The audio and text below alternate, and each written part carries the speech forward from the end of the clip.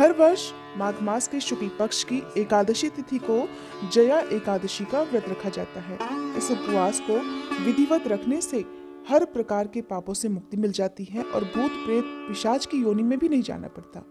इस दिन जो भी भक्त उपवास रखते हैं या जो किसी कारण से नहीं रख पाते हो, ऐसे सभी भक्तों को भी व्रत की कथा अवश्य ही पढ़नी और सुननी चाहिए। आज की इस वीडियो में आप रसपान करने वाले हैं जया एकादशी व्रत की कथा का। सभी एकादशी व्रतों के बारे में समय समय पर धर्मराज युधिष्ठिर भगवान श्री कृष्ण से पूछते रहते हैं।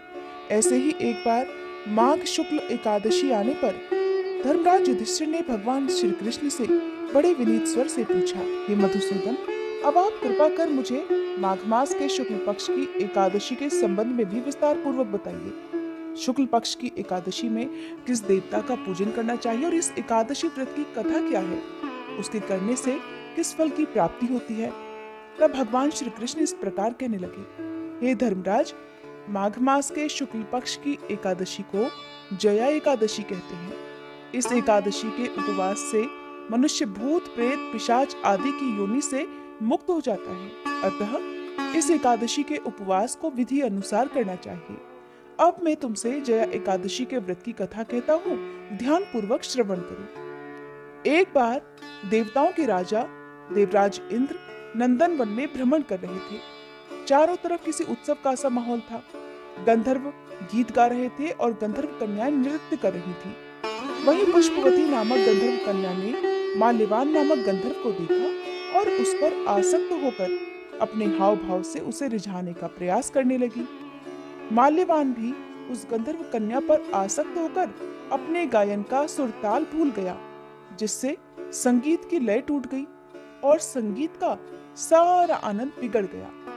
सभा में उपस्थित देवगणों को ये बहुत बुरा लगा। ये देखकर देवेंद्र भी रुष्ट हो गए। संगीत एक पवित्र साधना है और इस साधना को भ्रष्ट करना बड़ा भारी पाप है। इसलिए क्रोधवश देवराज इंद्र ने पुष्पवती और माल्यवान को तुरंत ही शाप दे डाला कि संगीत की साधना को अपवित्र करने वाले माल्यवान और पुष्पवती, तुमने देवी सरस्वती का घोर अपमान किया है, इसलिए तुम्हें मृत्युलोक में जाना पड़ेगा। गुरुजनों की सभा में असंयम और लज्जाजनक प्रदर्शन करके तुमने गुरुजनों का भी अपमान किया है, इसलिए इंद्रलोक में अब तुम्हारा रहना वर्जित है। अब तुम अधम पिशाच असंयमी सा जीवन बिताओगे।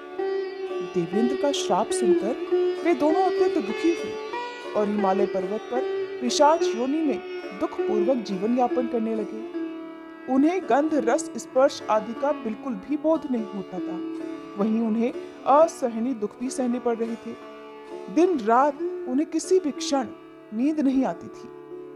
उस स्थान का वातावरण अत्यंत शीतल था, जिसके कारण उनके रोए खड़े हो जाते थे, हाथ पैर सुन्न पड़ जाते थे और दांत किटकिटाने लगते थे। एक दिन उस पिशाच ने अपनी पत्नी से कहा कि न मालूम अपने पिछले जन्म में हमने कौन से ऐसे पाप किए हैं जिसके कारण हमें इतनी दुखदायी ये पिशाच योनि प्राप्त हुई है।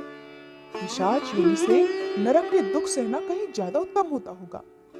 इस प्रकार के अनेक विचारों को कहते हुए वे दोनों अपने दिन बिताने लगे। भगवान की कृपा से एक बार माघ मास के शुक्ल पक्ष की जया एकादशी के दिन इन दोनों ने कुछ भी भोजन नहीं किया और न ही कोई पाप कर्म किया। उस दिन मात्र फल फूल खाकर ही इन्होंने अपना दिन बिताया और महान दुख के साथ पीपल के वृक्ष के नीचे विश्राम करने लगे। उस दिन सूर्य भगवान अस्ताचल को जा रहे थे, अर्थात अस्त हो रहे थे। वह रात उन दोनों ने एक दूसरे से सटकर बड़ी कठिनता से काटी। दूसरे दिन प्रातः काल होते ही प्रभु की कृपा से इन दोनों की पिशाच योनि से मुक्ति हो गई और पुनः अपनी अत्यंत सुंदर अप्सरा और गंधर्व की देह धारण करके तथा सुंदर वस्त्रों और आभूषणों से अलंकृत होकर वे दोनों स्वर्गलोक को चले गए। उस समय आकाश में देवगण तथा गंधर्व इनकी स्तुति करने लगे। फिर नागलोक में जाकर इन दोनों ने देवेंद्र को दंडवत प्रणाम किया। देवेंद्र को भी उनके इस दिव्य रूप को देखकर महान आश्चर्य हुआ। तब उन्होंने महान आश्चर्य के साथ ही इन दोनों से पूछा कि तुम्हें पिशाच योनि से मुक्ति किस प्रकार मिली, उसका सारा वृतांत मुझे भी बताओ। देवेंद्र की बात सुनकर माल्यवान कहने लगा, हे देवताओं के राजा इंद्र, श्री हरि की कृपा तथा जया एकादशी व्रत के पुण्य से हमें पिशाच योनि से मुक्ति मिली है। देवराज कहने लगे, हे माल्यवान, एकादशी व्रत करने से तथा भगवान श्री हरि की कृपा से तुम दोनों ही पिशाच योनि को छोड़कर अत्यंत पवित्र हो गए हो। इसलिए हम लोगों के लिए भी वंदनीय हो गए हो, क्योंकि शिव और विष्णु भक्त हम देवताओं की वंदना करने योग्य हैं। अतः आप दोनों धन्य हैं। अब आप प्रसन्नता पूर्वक देवलोक में निवास कर सकते हैं। इस कथा को सुनाकर भगवान श्री कृष्ण धर्मराज से कहने लगे, हे धर्मराज युधिष्ठिर, इस जया एकादशी के उपवास से कुयोनि से सहज ही मुक्ति मिल जाती है।